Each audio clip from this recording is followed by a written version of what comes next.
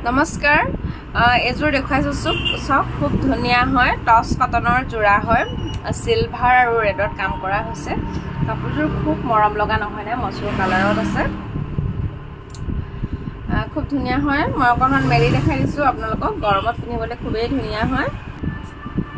এখন হ'ব সাদৰত আপোনাৰ ৰেড আৰু গুণাৰে সিলভাৰ গুণাৰে কাম কৰা হৈছে গুটে বডিটোতে কাম কৰা হ'ব এটো হৈছে আচলৰ ডিজাইনটো খুব ধুনিয়া হয় কাপোৰজোৰ গৰমত যিকোনো ফাংচন ওলাই থাকে গৰমত পিন্ধিবলৈ বহুত বেছি ধুনিয়া হয় টস কটনৰ জোৰা খুব বেছি ধুনিয়া আৰু এখন হৈছে মেখেলাখন ওপৰলৈকে ফুল থাকিব ৰেড আৰু সিলভাৰ গুণাটি খুব লাইট হয় কাপোৰজোৰ আৰু এগিটা হৈছে সাইড পাৰি লগতে ব্লাউজ পিস থাকিব খুব ধুনিয়া হয় যদি আপোনালোকৰ পছন্দ হয় এনেকুৱা জোৰা লব পাৰিব আৰু এটা কালাৰ আছে কালাৰটো মই দেখুৱাই দিছো এটা কালাৰ কালাৰটো যে ইমান মৰম লগা যদি ভাল লাগে তেনে হলে আমাক কন্টাক্ট কৰিব